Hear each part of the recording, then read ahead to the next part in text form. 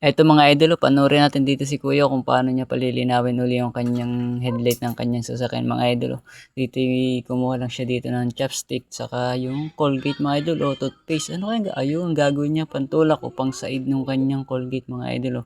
Pagkatapos sinali niya sa isang lagayan o cup mga idol. Yan siguro yung gagamitin niya pagpapaputi uli do sa kanyang headlight mga idol. Tapos WD-40 mga idol, nilagay niya din dito.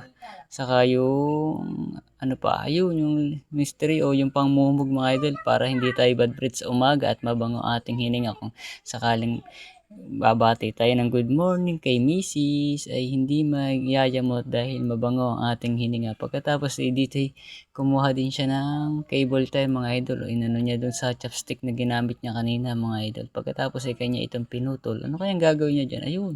Tapos takip saka barena mga idol. Binutasan niya yung takip tapos pinasok niya sa barena. Nilagay niya.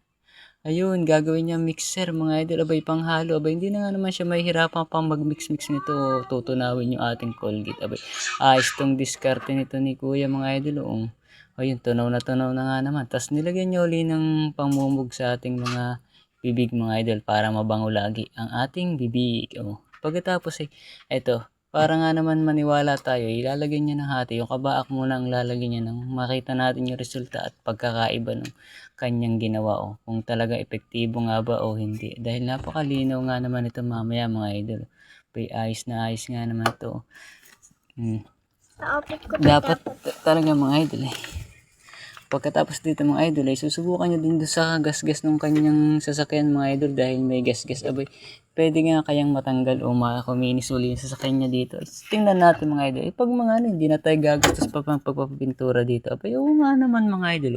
Tanggal nga naman yung makinis na uli yung kanyang sasakyan ay dito nga dapat mga idol, ganito dapat talaga tayo. Nakakapanood tayo ng ganito mga video nang sa ganun ay hindi na tayo basta-basta bibili kung sakaling mangyayari sa atin to. Mas makakatipid tayo dito kung tayo wala pang pambiling kapalit at nanghihinayang tayong palitan dahil maganda pa naman at wala pang basag. Pwede pa nga naman dahil pero malabo na. Ganito lang ating gagawin mga idol. Pagkatapos nyo ditong pahidan uli, lilihahin nyo naman to mga idol. Ayun, yung lihang pinabaga pag binasa niya muna ng tubig bago niya ito lihahin. Nakikita na natin yung resulta mga idol. Medyo lumilinaw na nga. Hindi katulad doon sa hindi niya pa pinapahidan mga idol. Pero hindi pa siya tapos January ka mga idol dahil kumbaga hindi pa malinaw na malinaw Dito tinuyo niya muna mga idol gamit yung blower o yung pang Tapos ano kayang chemical yan mga idol. Hindi ko alam yun. Yan lang hindi natin alam kung ano yun.